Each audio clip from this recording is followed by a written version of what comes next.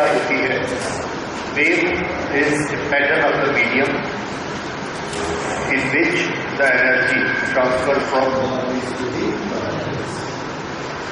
Okay. Wave के बारे में हम लोग क्लास 11 में पहले पढ़ चुके हैं। There are two type of wave with reference to material. One needs material medium and one do not need material medium. जिसको material medium नहीं चाहिए वो कैसे ट्रैवल करती है, उसमें एनर्जी किस चीज में ट्रैवल करती है? तो आंसर है एनर्जी इलेक्ट्रिक फील्ड में होती है, मैग्नेटिक फील्ड में भी होती है। और ये इलेक्ट्रिक फील्ड और मैग्नेटिक फील्ड एक जगह से दूसरी जगह ट्रैवल करते हैं। That is electromagnetic wave. तो ये इलेक्ट्रोमैग्नेटिक वेव कैसे बनती हैं? तो आंसर है ये इलेक्ट्रिक चार्ज के वाइब्रेशन से बनती है। इलेक्ट्रिक चार्ज के वाइब्रेशन से इलेक्ट्रोमैग्नेटिक वेव बनती हैं। इसमें दोनों तरह के फील्ड होते हैं, इलेक्ट्रिक फील्ड भी और मैग्नेटिक फील्ड भी। इनकी स्पीड बहुत ज्यादा होती है। The speed of electromagnetic wave is 3 × 10⁸ 3 × 10⁸ metre पर second. That is speed of light. Okay, इसके लिए हम एक स्पीड के लिए यूज करेंगे constant c, that is speed of light. अच्छा, जब ये किसी मटेरियल मीडियम से पास होती हैं, पहली चीज ये है कि मटेरियल मीडियम से पास हो सकती नहीं है। तो हमारा आंसर है ये मटेरियल मीडियम पर डिपेंड करता है कि उसमें से इलेक्ट्रोमैग्नेटिक वेव पास होगी या नहीं। कई मटेरियल ऐसे होते हैं जिसमें से ये वेव पास हो सकती है और कई ऐसे होते हैं जो इसको ब्लॉक कर देते हैं। That is nature of individual material. कई तरह के मैग्नेटिक फील्ड को एक तरह के इलेक्ट्रोमैग्नेटिक वेव्स को ब्लॉक करते हैं। अगर उससे ज्यादा एनर्जी वाली आएगी पास होने देते हैं, कम एनर्जी वाली आएगी ब्लॉक कर देते हैं। Okay, that we will study, that is their penetration power. लेकिन जब ये किसी मीडियम से पास होती है तो उनकी स्पीड इससे कम हो जाती है। ये जनरल इलेक्ट्रोमैग्नेटिक वेव्स के बारे में है। और एक जो जनरल प्रॉपर्टीज आप जानते ही हैं, ये क्या करती है? It carries energy. किस फॉर्म में? डिस्टर्बेंस के फॉर्म में। और इलेक्ट्रोमैग्नेटिक वेव में डिस्टर्बेंस क्या है? Variation of electric field and magnetic. इसके बाद देखिए किस तरह से इसमें इलेक्ट्रिक फील्ड और मैग्नेटिक फील्ड बनते हैं और आगे बढ़ते हैं। इसका सोर्स क्या होता है? तो source of an electromagnetic wave is accelerated charge. यहां से हम इसकी डिटेल स्टडी शुरू करेंगे। Source of electromagnetic wave. Source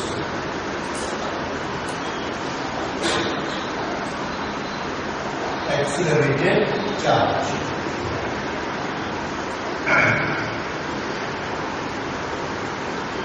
देखिए, एक चार्ज, इलेक्ट्रिक चार्ज अपनी जगह पर खड़ा है।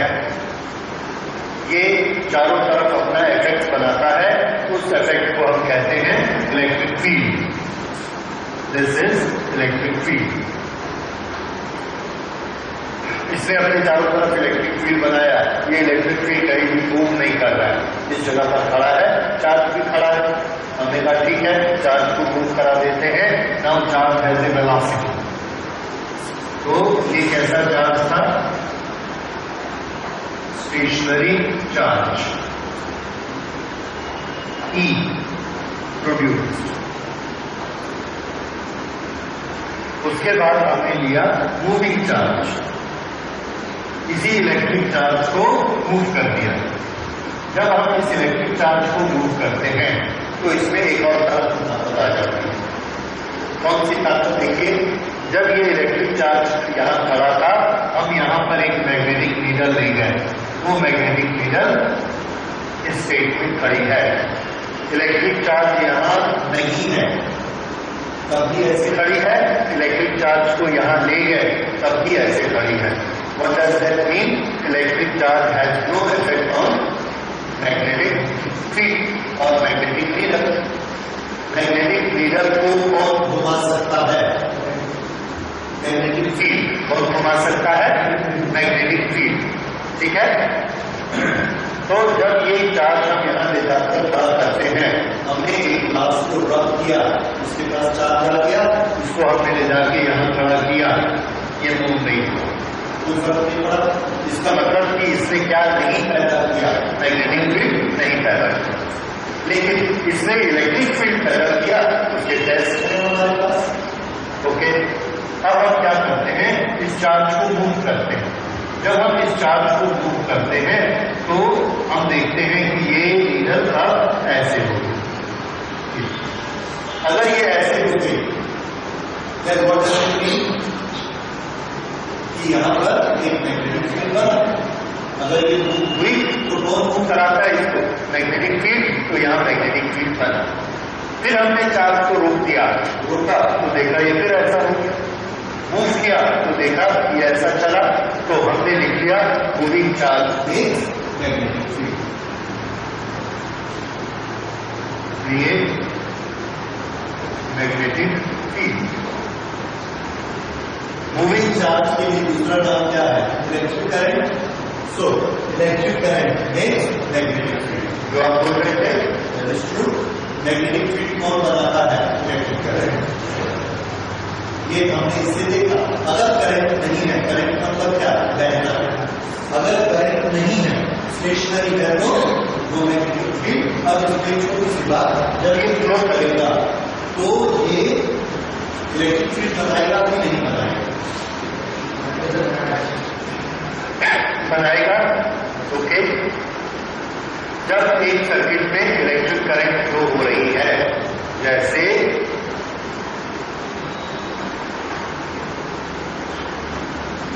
इस सर्किट में इलेक्ट्रिक करंट फ्लो हो रही है, यहां अगर हम नीडल, यहां अगर हमने एक चार्ज रखा Q, तो इस चार्ज पर फोर्स लगेगा कि नहीं लगेगा?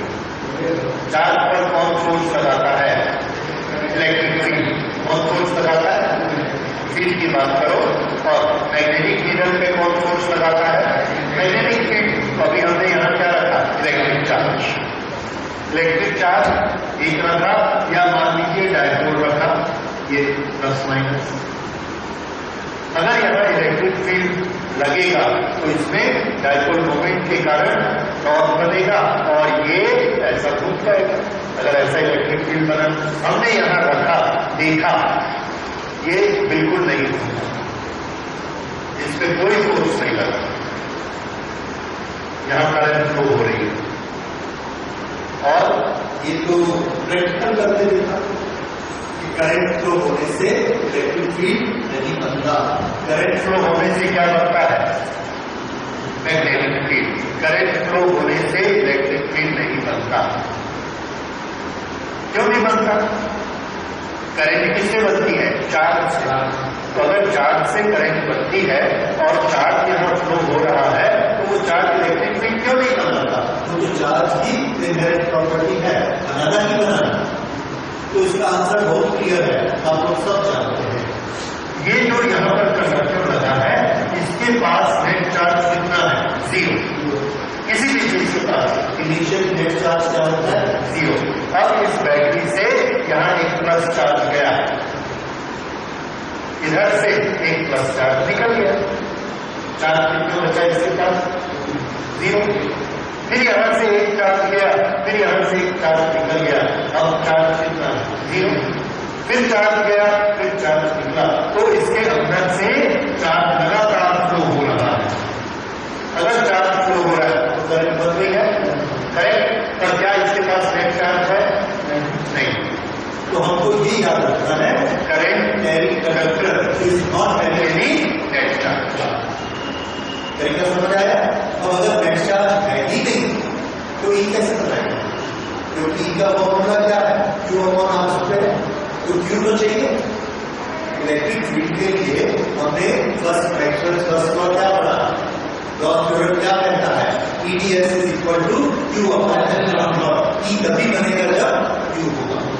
तो इसके पास मैग्नीट्यूड नहीं है, इसलिए ये इलेक्ट्रिक फील्ड नहीं है। समझ में आएगी बात? तो ये जितनी हमारे आसपास कंडक्टर्स में करंट फ्लो हो रही है, ये सब कोई इलेक्ट्रिक फील्ड नहीं बनाती, लेकिन करंट है इसलिए क्या बनाती है? मैग्नेटिक फील्ड बनाती है। ये बात समझ में आ गई? अब यहाँ पर इलेक्ट्रिक करंट फ्लो हो रही है, इसलिए अपने आसपास ये मैग्नेटिक फील्ड बनाया। ये यहाँ गई, ये मैग्नेटिक फील्ड बनाया, यहाँ गई, ये मैग्नेटिक फील्ड बनाया। इस तरह से हम देखते हैं कि इस एरिया में मैग्नेटिक फील्ड बना, इस एरिया में मैग्नेटिक फील्ड बना जहां पर कि कंडक्टर फ्लो हो रहा है। कंडक्टर फ्लो हो रहा है, मैग्नेटिक फील्ड बनता है, चार्ज मूव करता है तो इलेक्ट्रिक फील्ड बनता है। अब इसमें एक छोटी सी चीज और जो कि हम उस पर डिस्कस कर रहे हैं, तो मैं आपको बता दूं, अगर हमने एक इलेक्ट्रॉन की बीम प्रोजेक्ट की, इलेक्ट्रॉन की बीम ऐसे इलेक्ट्रॉन निकल के जा रहे होगी, जैसे कौन सा फील्ड क्रिएट होगा? इलेक्ट्रिक फील्ड, इलेक्ट्रॉन का चलना, इलेक्ट्रॉन इसे चार्ज मूव कर रहा है, does it amount to electric current? Yes, because the charge is in motion, it amounts to electric current. अगर इलेक्ट्रिक करंट है तो कौन सा फील्ड बनाएगा? मैग्नेटिक फील्ड बनाएगा। इलेक्ट्रॉन अगर मूव कर रहा है तो उसके पास नेट चार्ज है कि जीरो चार्ज है?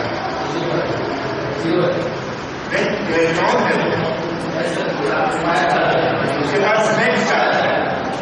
ये जो कार थी, इसमें नेट चार्ज क्या था? जीरो, क्योंकि हर इलेक्ट्रॉन के साथ एक प्रोटॉन भी था। एटम के अंदर प्रोटॉन है और इलेक्ट्रॉन है। इधर से बैटरी ने एक इलेक्ट्रॉन भेजा, इधर से एक इलेक्ट्रॉन निकल गया, लेकिन टोटल इलेक्ट्रॉन प्रोटॉन बराबर नेट चार्ज। लेकिन अब हम बात कर रहे हैं तो ग्रुप ही किसका है? जो इलेक्ट्रॉन्स, तो उनके पास तो चार्ज वही। अब अगर उसके पास नेट चार्ज है तो वो कौन सा फील्ड बना सकता है? Electric field. और वो मूव कर रहा है, इसलिए कौन सा बना सकता है? Magnetic field. So stream of electron क्या बना सकती है? Electric field as well as दोनों बना सकती है। तो अब थोड़ा सा इस चीज को फिर से मैं क्लियर करके बोलता हूं। एक स्टेशनरी इलेक्ट्रिक चार्ज क्या क्रिएट करता है? स्टेशनरी इलेक्ट्रिक चार्ज क्या क्रिएट करता है? Electric field. याद दीजिए, मूविंग इलेक्ट्रिक चार्ज क्या क्रिएट करता है? Magnetic field. Moving charge in a conductor, moving charge in a conductor, what we call electric field, electric current, ये क्या क्रिएट करती है? Magnetic field. क्या नहीं क्रिएट कर सकती? स्ट्रीम ऑफ इलेक्ट्रॉन्स क्या क्रिएट करता है? Yes, electric field as well as magnetic. सबके रीजन समझ में आ गए? ये जितने भी फील्ड बन रहे हैं, ये सब फील्ड अपनी जगह पर बनते हैं, उस मटेरियल के आसपास बनते हैं, और इन फील्ड्स में ये ताकत नहीं होती कि ये अपने आप एक जगह से दूसरी जगह चले, ये नहीं कर सकते। ओके, तब तक के हम स्टेशनरी चार्ज और उसके बाद मूविंग चार्ज। इसके पास दो वेलोसिटी, इसके पास वेलोसिटी। अब हम ऐसा चार्ज लेते हैं जिसकी वेलोसिटी के ऊपर एक और वेलोसिटी है, हर सेकेंड में वो अपनी वेलोसिटी में एक वेलोसिटी और जोड़ लेता है। उसको क्या बोलते हैं काइनेमेटिक्स में? वेलोसिटी पे वेलोसिटी का जोड़ना, एक्सेलरेशन। क्या बोलते हैं? एक्सेलरेशन। हर सेकंड में एक वेलोसिटी ऐड होती जाती है। अब इसको जैसे ही हमने वेलोसिटी दी, इसकी प्रॉपर्टी बन गई। अब अगर हमने एक और वेलोसिटी दी तो क्या होगा? दूसरी वेलोसिटी के कारण फिर से ये चार्ज, अभी तक मूविंग चार्ज क्या बना रहा था? Electric field and magnetic field दोनों बनाता है, क्योंकि हम मूविंग चार्ज हो गए, करंट की हो गए। Moving charge, electric field, magnetic field दोनों खड़ा हुआ इलेक्ट्रिक फील्ड, खड़ा हुआ मैग्नेटिक फील्ड। कौन बना रहा है? Moving charge. एक यूनिफॉर्म वेलोसिटी से चल रहा है। अब हमने उसकी वेलोसिटी बढ़ा दी, एक वेलोसिटी से दूसरी वेलोसिटी जोड़ दी, फिर उसमें एक और वेलोसिटी जोड़ी, फिर एक और वेलोसिटी जोड़ी। तो वो क्या करता है, कोई इलेक्ट्रिक फील्ड बनाता है, फिर एक और बनाता है, फिर एक और मैग्नेटिक फील्ड बनाता है। तो बनाने का क्या मतलब, तो एक मैग्नेटिक फील्ड उसने बनाया, फिर वेलोसिटी बढ़ाई, उसने दूसरा बनाया, उसको पुश कर दिया, फिर वेलोसिटी बढ़ी, तीसरा बनाया, उसको पुश कर दिया। ये मोशन शुरू हो गया। तो एक्सीलरेटेड चार्ज क्या कर सकता है, फील्ड बनाने के बाद उसको मूव नहीं कर सकता। ये एक्सीलरेटेड चार्ज का तरीका है। तो stationary charge, charge moving with uniform velocity and charge moving with acceleration, तीनों का डिफरेंस समझ में आया। So when charge is moving with acceleration, it is in a condition to create electric field as well as magnetic field as well as it gives them velocity. अब ये accelerated charge क्या होता है, तो हम नेचर में accelerated charge को नहीं करते हैं, नेचर में हमारी लाइफ, और ये हमको मिलता है ऑसिलेशंस। ऑसिलेशंस में कैसे, हमको पता है ऑसिलेटरी मोशन। ऑसिलेटरी मोशन जब भी होता है, ये पेंडुलम ऐसे ऑसिलेट कर रहा है। इस ऑसिलेशन में हमने पढ़ा यहाँ वेलोसिटी मैक्सिमम और यहाँ वेलोसिटी कैसी होती है, 0, यहाँ वेलोसिटी मैक्सिमम, यानी यहाँ से यहाँ वेलोसिटी बढ़ी, फिर वेलोसिटी कम हुई, फिर वेलोसिटी बढ़ी, फिर वेलोसिटी कम हुई। वेलोसिटी का कम होना और बढ़ना क्या है, एक्सेलरेशन। दैट मीन्स हमने याद कर लिया oscillatory motion is a accelerated. इसलिए जो भी चार्ज ऑसिलेट होगा वो एक्सेलरेटेड मोशन होगा, और वो क्या करेगा, इलेक्ट्रिक फील्ड मैग्नेटिक फील्ड बनाएगा, और बनाने के बाद उनको पुश भी करेगा, आगे भी बढ़ेगा। ऑसिलेटरी चार्ज कहाँ मिलेगा, ऑसिलेटरी चार्ज जो कि आपने पिछले टॉपिक में पढ़ा, एलसी ऑसिलेशन। एलसी ऑसिलेशन में क्या होता है, एक चार्ज कैपेसिटर से चलता है, इधर प्लस फिर इधर प्लस, फिर इधर प्लस, ऐसे बहुत से एग्जाम्पल हमको मिलेंगे जहां एक्सीलरेटेड, जहां भी स्पार्क होता है, स्पार्क में फोर्स लगेगा, फोर्स में एक्सेलरेशन होगा। तो अगर हमने ये दो प्लेट ली, प्लस और यहाँ माइनस, इतना ज्यादा इलेक्ट्रिक फील्ड यहाँ स्ट्रॉन्ग कर दिया कि यहाँ के इलेक्ट्रॉन निकल के ऐसे आते हैं। जब इलेक्ट्रॉन इधर आते हैं, क्यों, क्योंकि इन पर फोर्स लगता है, फोर्स, इलेक्ट्रिक फील्ड के कारण फोर्स लगा, और फोर्स किसके बराबर होता है, मास इनटू एक्सेलरेशन। तो जब ये इधर से जाएंगे तो ये यूनिफॉर्म वेलोसिटी होगी, ये एक्सेलरेशन, एक्सेलरेशन।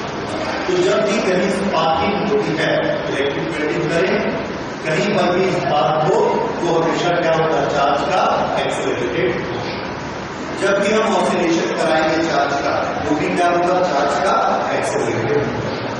और ये चार्ज का एक्सेलरेटेड मोशन, ये क्या होता है, तो इसका इलेक्ट्रोमैग्नेटिक फील्ड का फोर्स, ठीक है। तो ये जब चार्ज एक्सीलरेट करता है, तो देखिए इसकी शेप कैसी होती है,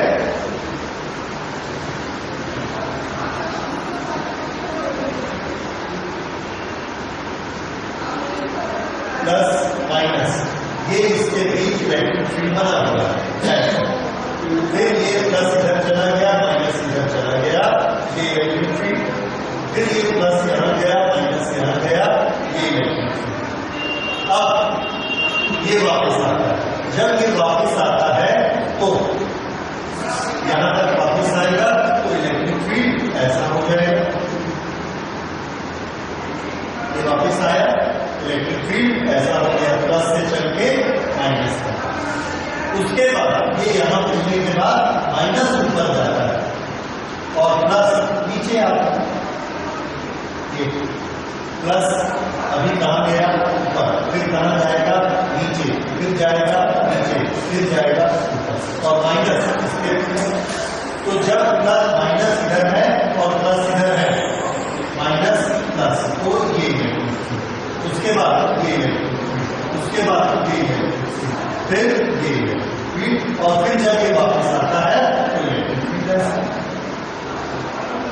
तो एक बार इलेक्ट्रिक फील्ड ऐसा बना, एक ऑसिलेशन में, फिर जब इसने नीचे से ऑसिलेशन किया तो इलेक्ट्रिक फील्ड ऐसा बना। अब जब ये दूसरी बार फिर ऑसिलेट करेगा तो क्या होगा, पुरानी इलेक्ट्रिक फील्ड को आगे पुश कर देगा, दूसरा इलेक्ट्रिक फील्ड बनाएगा। इस तरह से ये एक इलेक्ट्रिक फील्ड, दूसरा, तीसरा, चौथा, जैसे जैसे नजदीक आता है इलेक्ट्रिक फील्ड स्ट्रॉन्ग होते जाता है और पहले वाले इलेक्ट्रिक फील्ड को बढ़ता जाता है तो इलेक्ट्रिक फील्ड आगे बढ़ता है।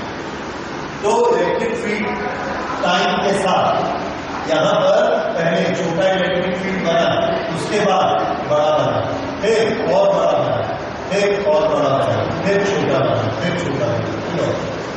इस तरह से ये इलेक्ट्रिक फील्ड क्रिएट होता है और सब एक दूसरे को आगे धकेल देते हैं। तो इसने क्या बनाया, बेरिंग इलेक्ट्रिक फील्ड। जब इसने ये बेरिंग इलेक्ट्रिक फील्ड बनाया तो हम एक चीज पढ़ चुके हैं कि बेरिंग इलेक्ट्रिक फील्ड क्या बनाता है, मैग्नेटिक फील्ड बनाता है। अब मुझे ये बताइए कि अगर ये ऊपर नीचे ऐसे ऑसिलेट किया तो इलेक्ट्रिक फील्ड भी कैसा बनेगा, ऐसा। ओके, मैग्नेटिक फील्ड कैसा बनेगा, परपेंडिकुलर। इसके परपेंडिकुलर मैग्नेटिक फील्ड बनेगा, ये ऐसा मैग्नेटिक फील्ड बना।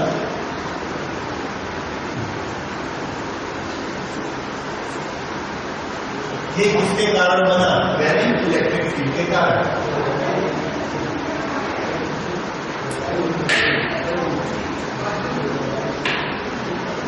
Electric field and this is magnetic field.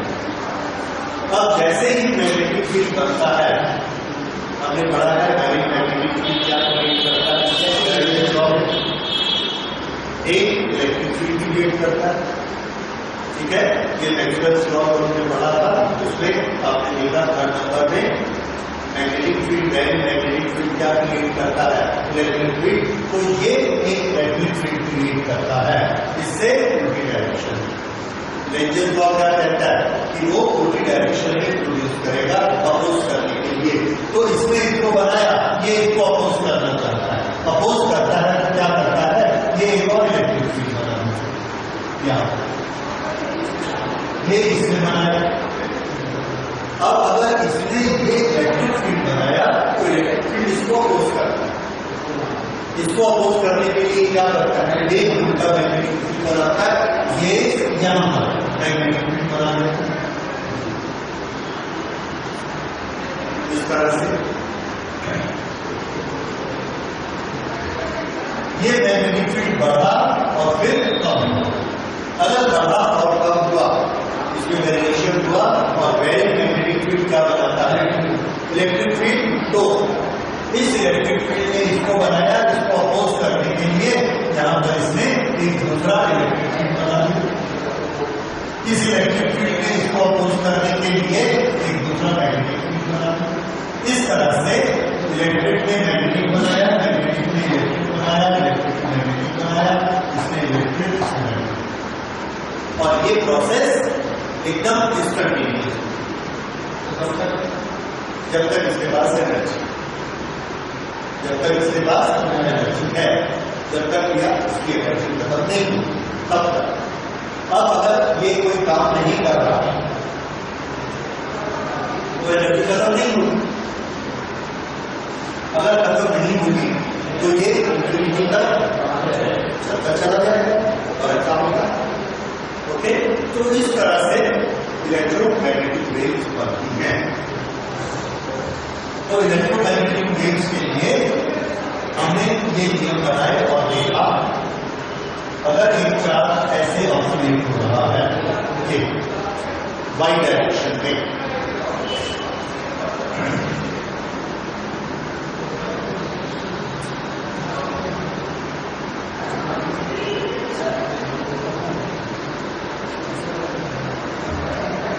जब ये ऐसे ऑसिलेट होता है तो इलेक्ट्रिक फील्ड स्ट्रॉन्ग, बी फिर से स्ट्रॉन्ग, फिर बी फिर से स्ट्रॉन्ग, सीधी डायरेक्शन में उल्टी डायरेक्शन।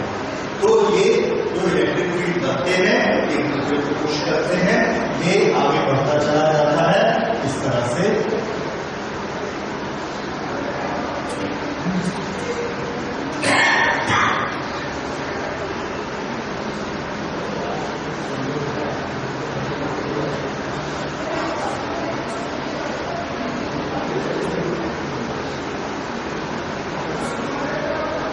ये क्या है?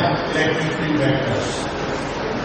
इलेक्ट्रिक फील्ड वेक्टर आगे बढ़ रहे हैं इस कारण से एक्सेलरेशन के कारण।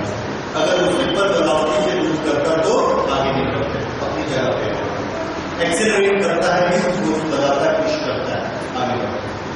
जैसे ही ये ऐसे वेरी करता है ये अपने चारों तरफ एक मैग्नेटिक फील्ड बनाता है। जब करंट ऐसे फ्लो होती है तो मैग्नेटिक फील्ड ऐसा बनता है, ये इधर और ये इधर 90 डिग्री की जगह ये, तो ये मैग्नेटिक फील्ड है और ये इलेक्ट्रिक फील्ड है। चार्ज ने ये इलेक्ट्रिक फील्ड बनाया तो मैग्नेटिक फील्ड को 90 डिग्री पर भी बनना चाहिए, इसलिए ये इससे इधर बनता है 90 डिग्री पे, ये इसका प्लेन 90 डिग्री पे इस तरह से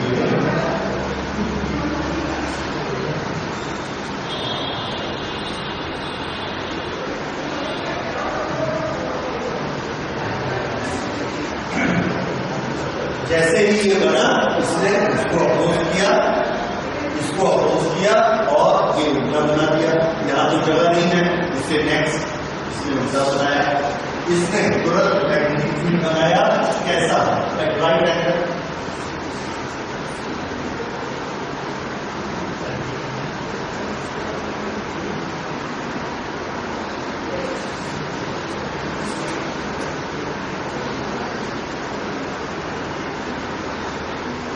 फिर ये यहाँ पर अगला इलेक्ट्रिक फील्ड बनाएगा और वो इलेक्ट्रिक फील्ड अगला मैग्नेटिक फील्ड बनाएगा। तो ये E, ये है E और ये E, electric field magnetic field. यहाँ पर आप ऐसा रखेंगे, ये कौन सी डायरेक्शन है? Y, ये कौन सी डायरेक्शन है?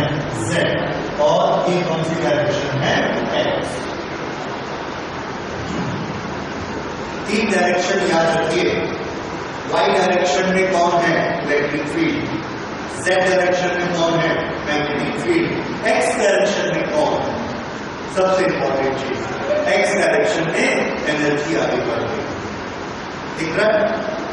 पहले यहां की एनर्जी यहां आ गई, यहां से यहां आ गई, यहां से यहां आ गई, ऑसिलेशन किधर बढ़ गए? X direction. So X is direction of propagation of energy.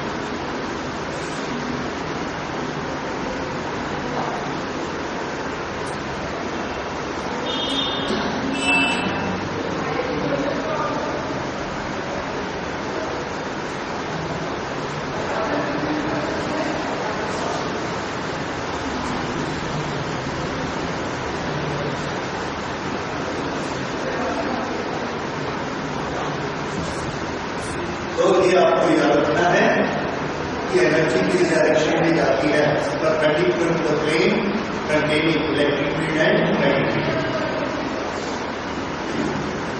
अगर एक वाई है एक जेड तो energy x.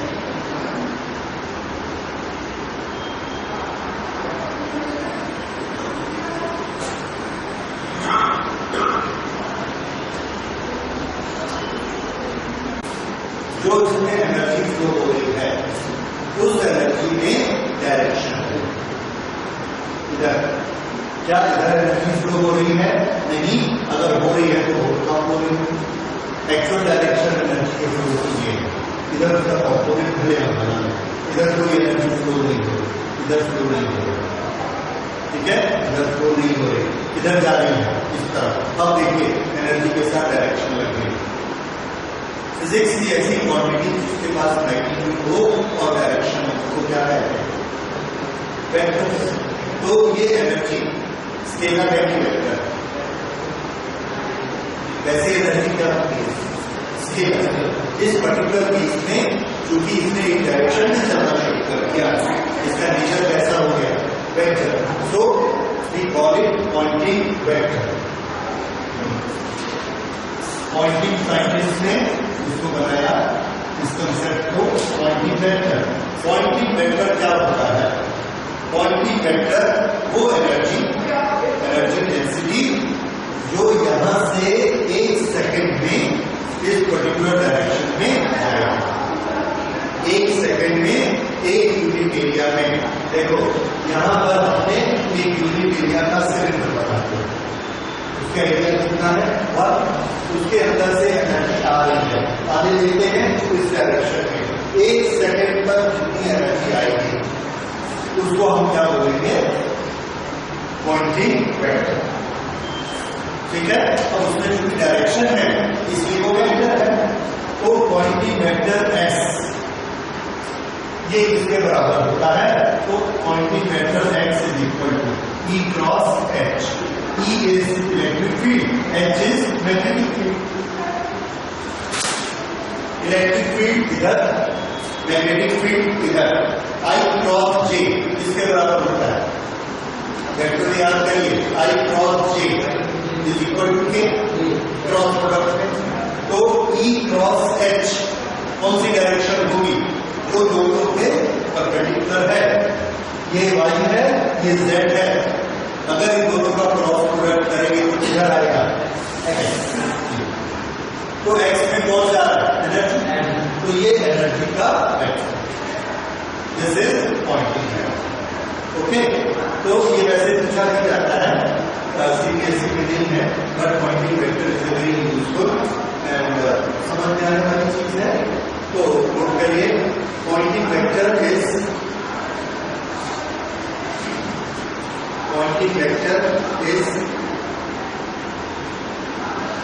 indicative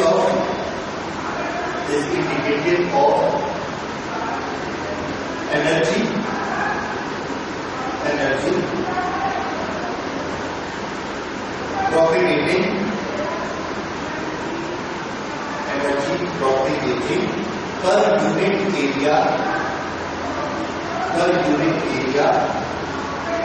propagating per unit area per second in the direction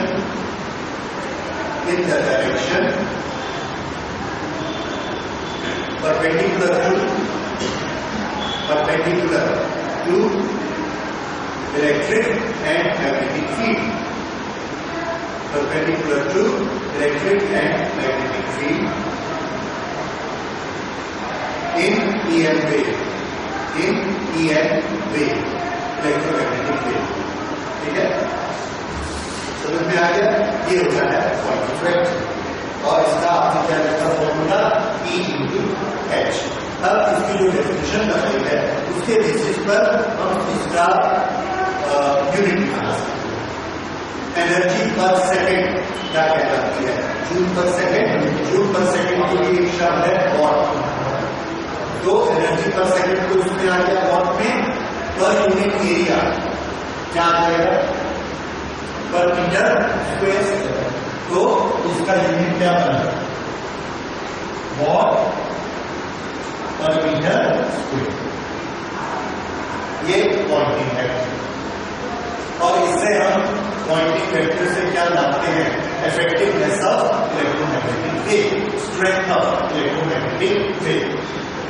ठीक है, that is given by Poynting vector कि उसके पर मीटर स्क्वायर में कितने वॉट एनर्जी है। ठीक है, ओके। और उसके बाद हम लेते हैं अगली चीज,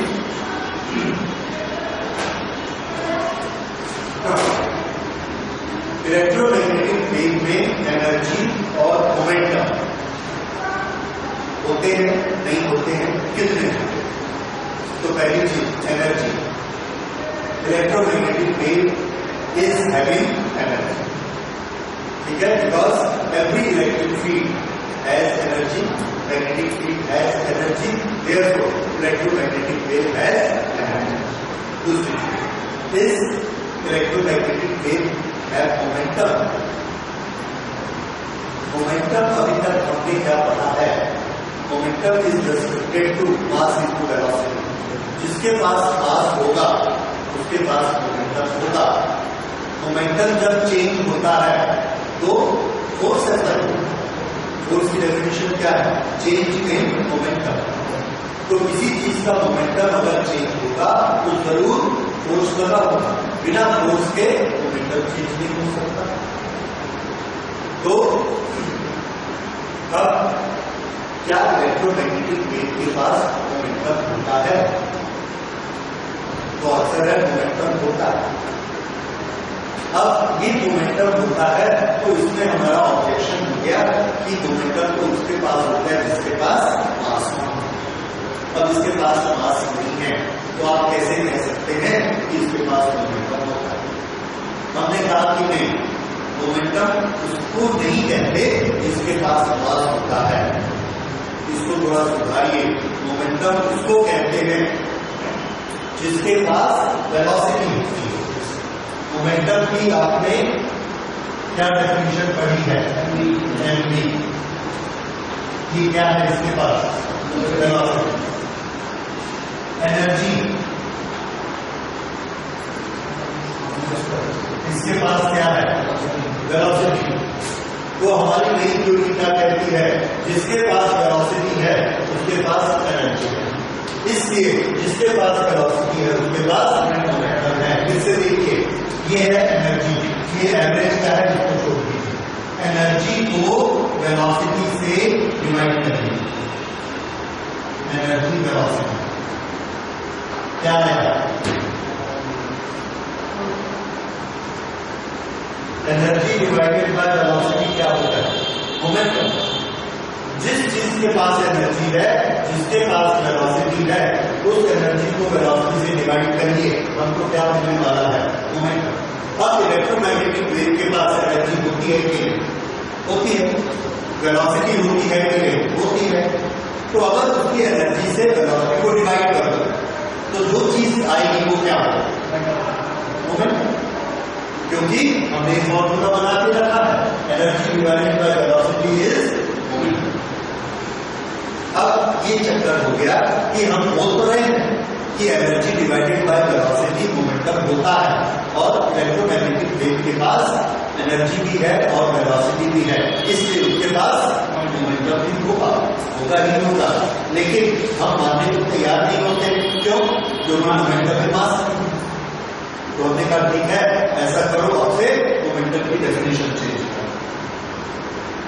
मोमेंटम की डेफिनेशन हमने क्या बता दी, मोमेंटम वो फिजिकल क्वांटिटी है जो किसी के मूव करते हुए नहीं बदलती।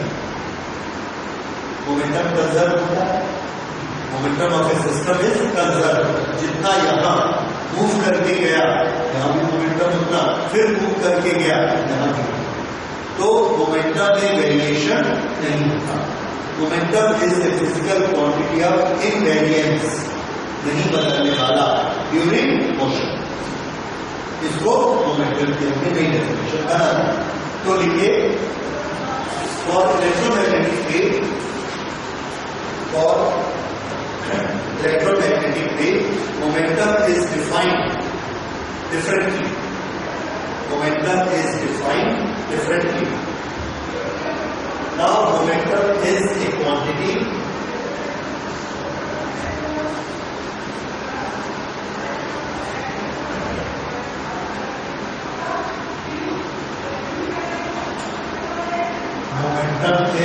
a quantity of motional invariance.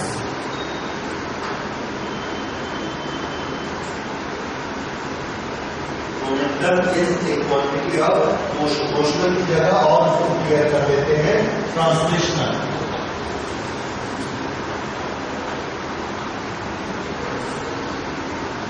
Translational invariance. Translational motion क्या होता है, ऑब्जेक्ट का सीधा चलना, सीधा चलते समय जो न बदले वो कौन है, मोमेंट। जो सीधा चलते हुए न बदले तो क्या है, मोमेंट है। उसके बाद anything which has energy, anything which has energy and velocity, anything which has energy and velocity has momentum,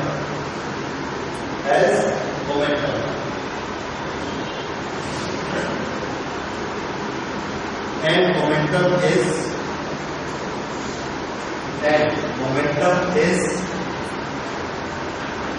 energy upon velocity.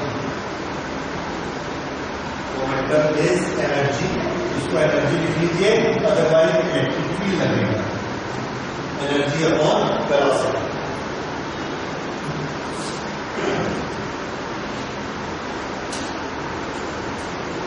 Energy के लिए हमारे पास फॉर्मूला है, that is Planck formula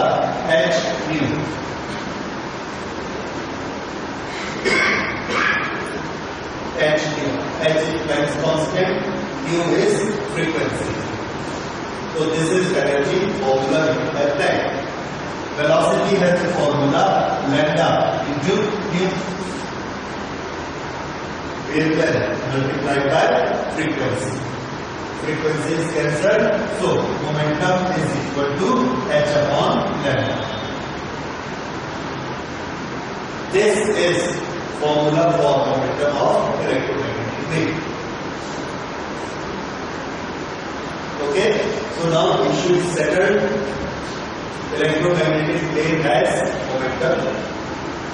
How much is their momentum? H upon lambda. What is the formula for calculating momentum? Energy upon velocity. What is the definition of momentum? Momentum is a translational invariance. ठीक है, ये quantity which has translational invariance translation के दौरान नहीं बदलता. Okay, तो ये momentum. अब अगर किसी चीज के पास मोमेंटम होता है, देखिए एक के बाद एक कैसे फंसाते चले जाते हैं. हमने बता दिया ठीक है मोमेंटम होता है, तो फिर ये क्वेश्चन आया कि अगर किसी चलने वाली चीज के पास मोमेंटम है और हमने उसको रोक दिया, इसके पास मोमेंटम है और हमने इसको रोका, तो ये क्या करती है? फोर्स लगाती है. तभी तो मोमेंटम जीरो हुआ. There is a change in momentum and change in momentum is force. तो अगर हम इलेक्ट्रोमैग्नेटिक वेव को यानी लाइट को आ रही है और सामने ऐसा रोक, कैसे रोक दे? हम खड़े हो गए धूप में हम खड़े हो गए, लाइट आई रुक गई बॉडी से लगे, तो क्या हम पर फोर्स लगाते हैं? आंसर है लगाना चाहिए. तो हमको पहले ऐसे लगता था कि कोई फोर्स नहीं लगता है, इसलिए क्योंकि हम उसको नाप नहीं सकते, वी कैन नॉट मेजर. लेकिन अब हमारे पास इतने अच्छे सेंसिटिव इंस्ट्रूमेंट हैं that now we are able to take it. तो अब जब लाइट आती है और लाइट को हम रोकते हैं, then we find out that there is certain pressure. Force आया, force per unit area is known as pressure. So electromagnetic waves are able to create pressure on any object. It is striking. ये समझ आया? तो अभी property लिखिए. EM wave applying pressure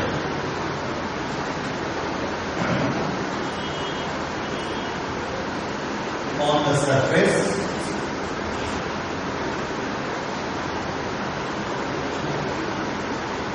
it strikes.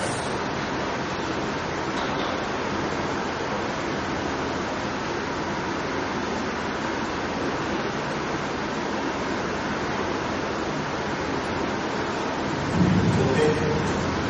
Some rays are electromagnetic waves. These electromagnetic waves, when these are stopped by the body, they create a pressure. And now that pressure has been measured, this pressure is 7 into 10 to the power minus 6.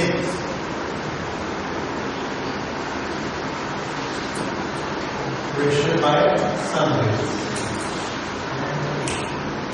7 into 10 to the power minus 6 newton पर metre square.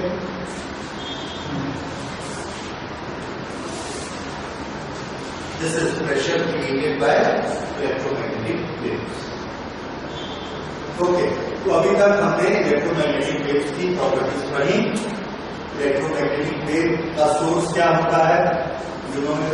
Accelerated charge. Electromagnetic wave का construction क्या होता है? It consist of varying electric field and magnetic field which are perpendicular to each other and it propagates in the direction which is perpendicular to both. ये इसका motion. What does it carry? Answer: it carries energy. It carries energy in the form of disturbance of electric field and magnetic field. Does it have momentum? Yes, it has momentum. This is the formula for momentum. Okay. How much is the energy? H nu. How much is the momentum? H upon lambda. Then can it create pressure? Yes, it can create pressure. Just what is the pressure of sun rays. Okay. इतनी चीजें होती है। Next is wave equation. Wave का standard equation E किस direction में होता है? Y direction में। किस इंस्टेंट पे? t इंस्टेंट पे। कितना होगा? This is equal to E max, that is amplitude, cos factor. ये इसका आर्गुमेंट है cos। So this is a simple harmonic motion because it has got cos. Okay, ये इसका फेस है। इसके फेस में कौन कौन है? x। कितनी दूर हम ले रहे हैं? this is x. any particle, sorry, any distance x. k, what is k? K is known as propagation constant to pi upon lambda. So k is related to wavelength lambda. इसी तरह से omega किससे related है? Time period. क्या इसी को हम कह सकते हैं 2 पाई इंटू फ्रीक्वेंसी। 2 पाई। तो ओमेगा के साथ ई रहेगा दोनों में, kx minus omega T. Five is the initial phase.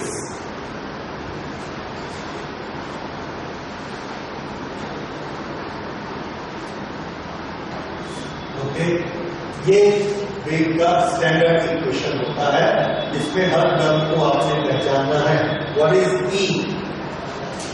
Instantaneous electric field when the time is e and the distance and the direction is y. E has a direction y when the time is t. कितना होगा ये e? तो answer है e max का एक factor होगा। E maximum का एक फैक्टर होगा। फैक्टर किसे दिखाया जाएगा? cos this। इसमें क्या क्या चीजें हैं? x is the distance, t is the time। ये वेरिएबल है, बदलते जाएंगे। कांस्टेंट कौन कौन है? k which is 2 pi upon lambda, omega which is 2 pi into t। ये कांस्टेंट्स है। What is this constant? Initial phase. तो ये कांस्टेंट है, ये कांस्टेंट है, ये कांस्टेंट है और ये चारों क्या है? कांस्टेंट। वेरिएबल कौन है? x, t और e। ये वेरिएबल है।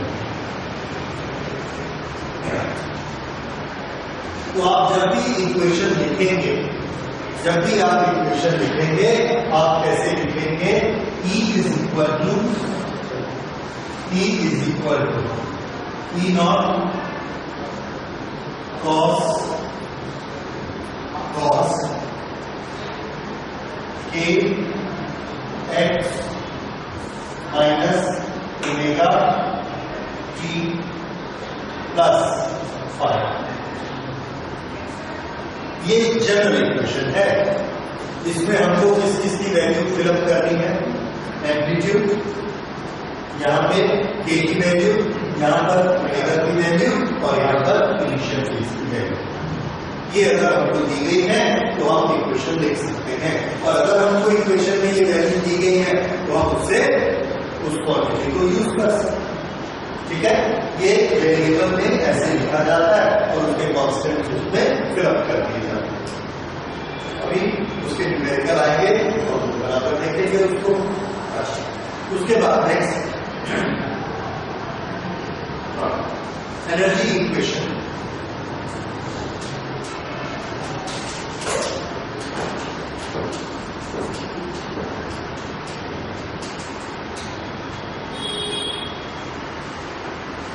हम दो तरह से एनर्जी को दो तरह से लिख सकते हैं। पहले तो हमको ये रिश्ता जानना है कि E और B ये आपस में कैसे रिलेटेड है। Electric field is a very strong field, B is a very weak field. दोनों में क्या रिलेशन है? दोनों में C का रिलेशन है। C is what? Velocity of light. So E divided by C is equal to B। ये आप सब पक्का याद रखिए, इसका कमेंट करा कि B हमेशा इलेक्ट्रिक फील्ड से C को डिवाइड करेंगे तो B की वैल्यू आएगी। ठीक है। अब एनर्जी का फॉर्मूला है E क्रॉस B। इसके अगर आप डायमेंशन बनाएंगे तो एनर्जी की डायमेंशन आएगी। तो E cross B is energy. अब E को B को अगर हम रखें E अपॉन C तो ये क्या हो जाएगा? E स्क्वायर अपॉन C और डायरेक्शन कौन सी? K, पॉइंटिंग वेक्टर की direction. I cross J is equal to K। ये इसका एनर्जी का फॉर्मूला है, E square upon C K। उसके बाद इलेक्ट्रिक फील्ड के पास, इसके इलेक्ट्रिक फील्ड के पास एनर्जी डेंसिटी कितनी होती है ये हम लोगों को मालूम है, आपने पहले किया हुआ है। Energy with electric field half epsilon not E square. Half epsilon not E square ये आपने किया कैपेसिटर वाले चैप्टर में। ये एनर्जी किसके पास होती है? Electric field. तो यहाँ इलेक्ट्रिक फील्ड है, उसके पास कितनी एनर्जी होती है? मैग्नेटिक फील्ड के पास कितनी एनर्जी होती है? तो इसको हम बोलेंगे एनर्जी इन इलेक्ट्रिक फील्ड, इसको energy density in magnetic field. This is again half D square upon Q not. This is energy in magnetic field. Okay, so energy density in electric field, energy density in magnetic field.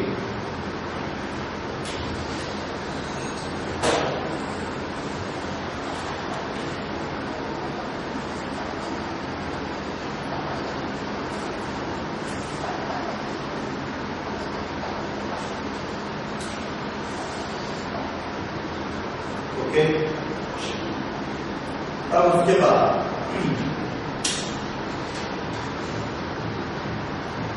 Total energy कितनी होगी दोनों का sum? U total is equal to half E square plus D square upon U। ये आ गई total energy.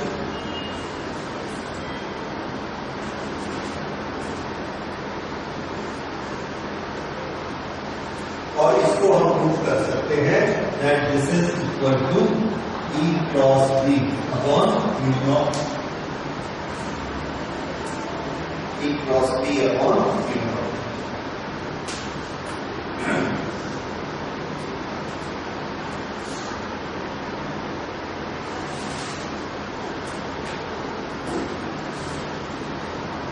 Okay, इसमें energy किसके पास ज्यादा होती है? इलेक्ट्रिक फील्ड के पास कि मैग्नेटिक फील्ड के पास?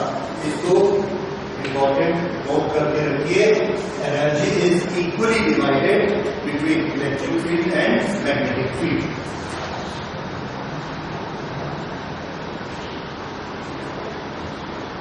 Energy of E and B is equally divided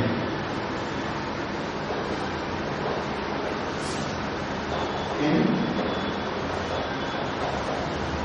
electric and magnetic field. Electric और मैग्नेटिक फील्ड में एनर्जी इक्वल डिवाइड होती है।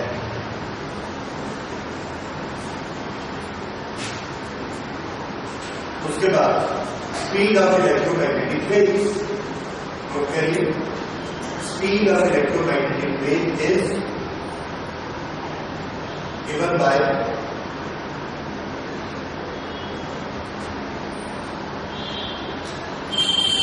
speed c is given by 1/2 mu naught epsilon naught। इसमें कौन से दो फील्ड चलते हैं, electric field and magnetic field. Electric field से रिलेटेड मीडियम की प्रॉपर्टी क्या कहलाती है, परमिटिविटी, और मैग्नेटिक फील्ड से रिलेटेड परमिएबिलिटी। इन दोनों को मिलाकर इसकी स्पीड डिसाइड होती है कि ये कितनी स्पीड से वेव को जाने देगा, ठीक है। So c is equal to 1/2 mu naught into epsilon naught। तो ये इक्वेशन आप याद रखेंगे, और c की वैल्यू आती है 3 × 10⁸, ये हम लोग सब जानते हैं।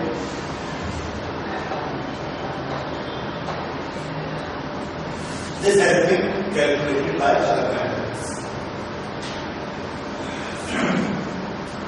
ओके, तो ये डिफरेंट प्रॉपर्टीज थी इलेक्ट्रोमैग्नेटिक वेव्स की।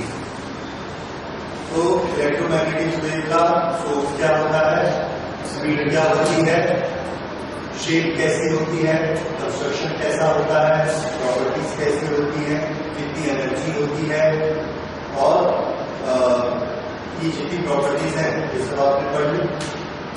तो वैक्यूम में इसकी एक स्पीड होती है, मीडियम में जाएगी तो इसकी स्पीड कम हो जाती है। Okay, with all this properties there are certain equations, energy के रिलेशंस, ई और पी का रिलेशन, इन सब को लेके हमारे छोटे छोटे न्यूमेरिकल आते हैं। अब इसके बाद जो एक टॉपिक इसका छोटा सा बचा है, we will finish in the next class, and that is electromagnetic spectrum, which is more important, और उसमें से भी क्वेश्चंस आते हैं इलेक्ट्रोमैग्नेटिक स्पेक्ट्रम की हमारी दुनिया में, हमारे नेचर में कितने तरह की इलेक्ट्रोमैग्नेटिक वेव्स होती हैं और कौन कौन उनको बताता है और उनसे क्या क्या काम हो रहा है इस nature. It is very interesting topic, और उससे हमको इलेक्ट्रोमैग्नेटिक वेव की दुनिया की एक व्यू मिलता है, एक समझ आती है। उसमें से फिर हम एक इलेक्ट्रोमैग्नेटिक वेव पकड़ेंगे which is known as light, और उससे लाइट का वेव ऑप्टिक्स स्टार्ट हो जाएगा, ठीक है। तो will be in the next class electromagnetic spectrum.